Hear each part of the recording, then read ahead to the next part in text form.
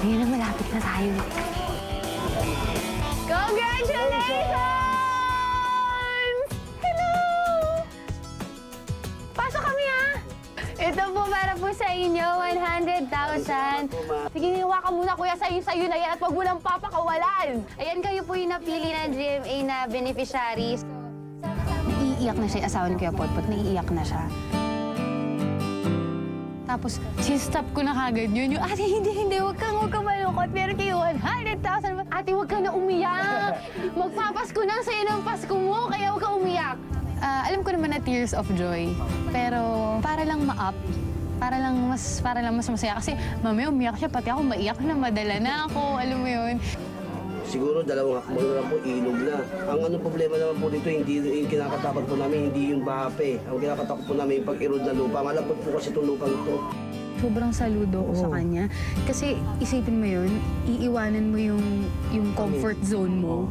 Na ito yung pamilya ko. Tumutulong ka sa ibang tao, hindi mo alam ano na bang nangyayari sa kanila. Basta pinagkatiwala mo lang sila sa isang tao. Mahirap yun. Mga bagets! Suotin na po mga t-shirt nyo! Ito sa'yo. Mag-games tayo, tapos sumama kayo sa amin, i-cheer nyo kayo para lumakas yung loob namin sa mga challenges, ha? Congrats, kuya!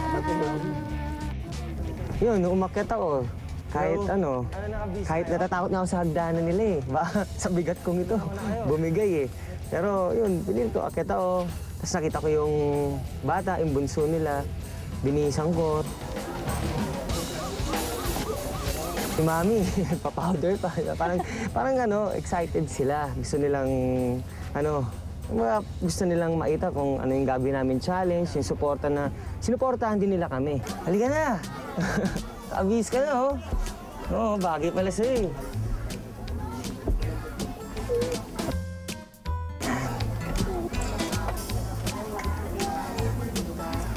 Ang taray, nakapolo pa sa loob. Mga forma mo lang. Gawa ko siyang pumorma. Handang-handa nang sumabak sa challenge sina Jenica at Carl.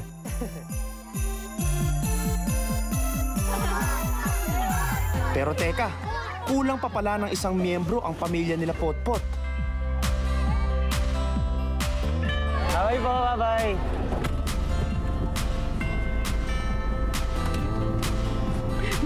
Ngayon po, pupunta kami sa school ni Jamaica. Ayan, sundin namin siya para kompleto yung family. Siyempre, kapag kompleto, mas masaya, mas masaya. So, pagdasal natin, napapayagan siya ng principal na sumama sa atin ngayon. Dapat po. Asan po yung principal? Ito po.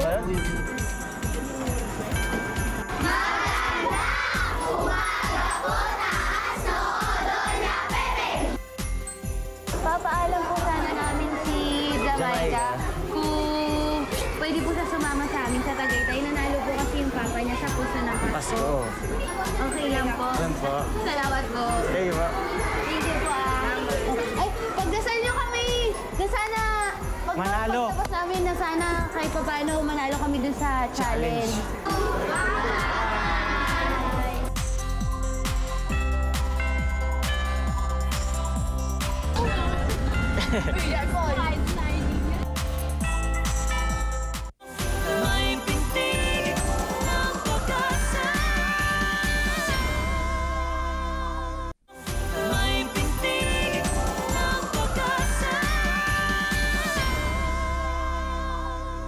Pinakahuling mabuting kapuso ay si Miss Porita Fernandez o Aling Puring. Si Aling Puring ay ang tinaguriang ina ng laging saklolo dahil siya ang takbuhan ng lahat ng nangangailangan sa kanilang barangay. Ang mga kapartner ni Aling Puring ay sina Rachel Ann Go at Chris Lawrence.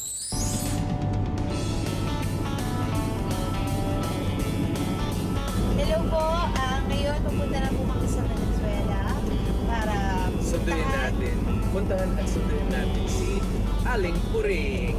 At ngayon po, dala na namin yung kapuso shirts na ipapamigay namin kay Aling Puring. At saka yung 100,000. Baon sa utang at halos isang kahig, isang tuka ang pamilya ni Aling Puring. Dumating na talaga yung hindi kami minsan kumakain. Totoo yun. Sa kabila nito, kailangan pa rin niyang magsikap para sa kanyang mga anak at 3 sanggol na apo. Masakit siyempre at saka mahirap. Kaya lang anong magagawa mo? Eh wala. Marami ka ng utang. Siyempre ayaw ko na pautangin. Dahil hindi ka pa makabayad, di ba? Pero ang kahanga-hanga, kahit kapos, hindi ito naging hadlang kay Aling Puring para tumulong sa kanyang kapwa.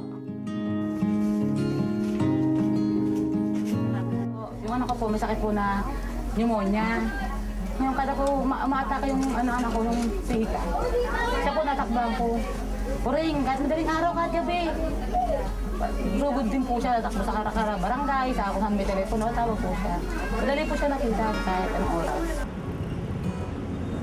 Tuwing panahon ng kagipitan, tila mas inuuna pa raw niyang isipin ang kapakanan ng iba kaysa sa kanya.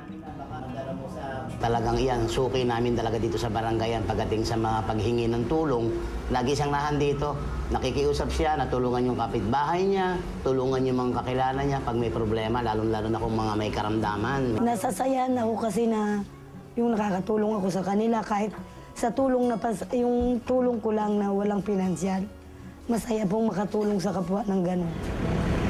Ang di alam ni Aling Puring, isa sa mga natulungan niya ang nagdulog sa amin ng kanyang kwento. Gusto raw nitong ibalik ang lahat ng sakripisyo at tulong na ibinigay ni Aling Puring sa komunidad.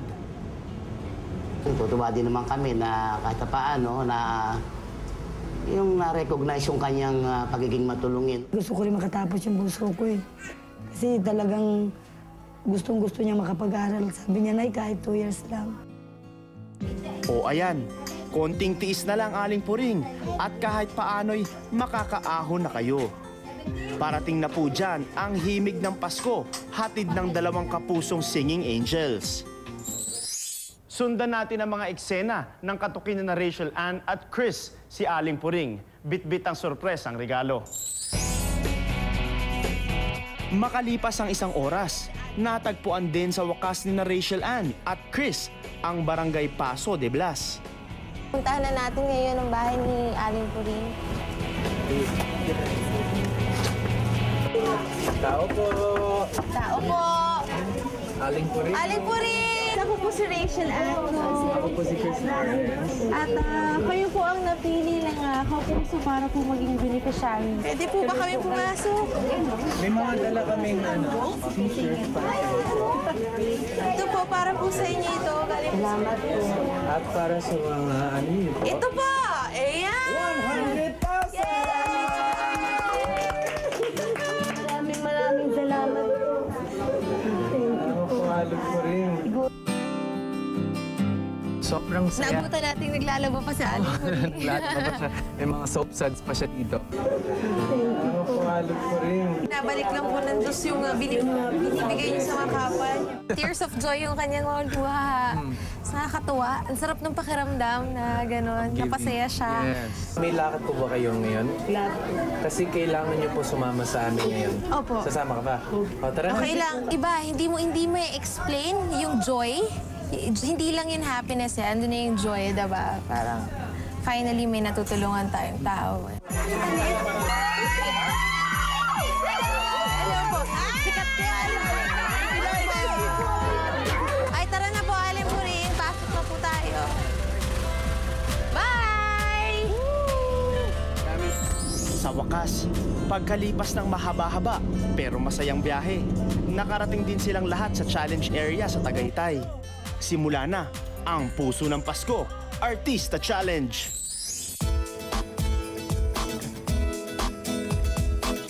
Okay. Ngayon, ready na ba kayo malaman ko ano talaga ang gagawin nyo? Yes! Okay. Kung ganon, artistas, please step down. I-explain namin sa inyo.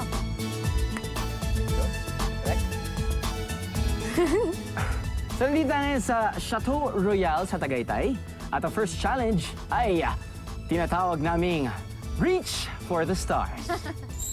Ang mga artista pairs, habang umaakyat dun sa tuktok ng rock climbing wall, kailangan kunin nila ang mga stars na naka-assign sa kanilang kulay. Ngayon, kung ang mga stars walang logo ng Puso ng Pasko, hindi counted. Para matapos yung oras, pag nakuha nila lahat ng stars, Pag umabot sila sa tuktok ng rock climbing wall, kailangan nilang sabay hilain ang golden ribbon para tumunog ang bell.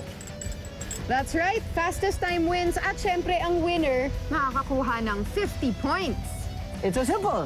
It's so simple! So artistas, kaya ba? Kaya? Ako kaya ko, ikaw.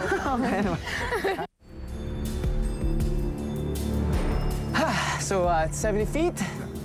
You have no time limit. It's all on you. Artistas, kaya ba? Kaya! Let's get it on. Parang ano din to yung reward challenge namin sa Survivor. Kailangan namin manalo para dun sa charity na napili namin. Timer starts now. Fly high, angels. Oh. So nauna si Ervic. Yun yung strategy niya. Game plan namin sana unahin ko, mauna ako. Ang dami yung mga tactics, mga strategies, mga ganyan na talagang gumagana pa yung utak niya from that island. Is madulas, ha? Natatakot ako kasi bilang babae, of course, may expressions yung tao, you're weak, and which ako, weakling talaga ako.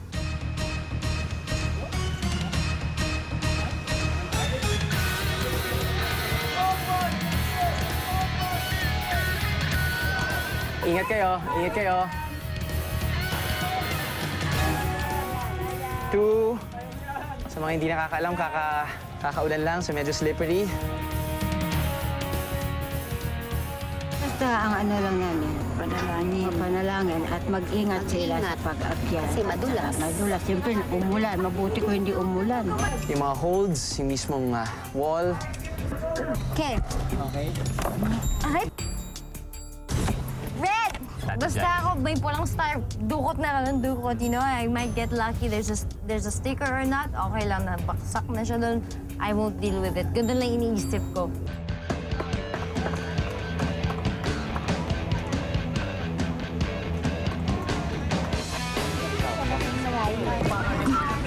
Ervic, I'm right here, okay?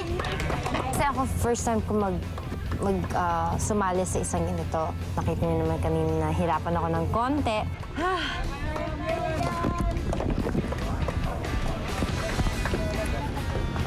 Kaya yan! Ingat lang! Kaya yan! Knowing that may mapupuntahan siya, then it gives you the push to try harder. May not be the best, but you're trying your best, and then that's what matters.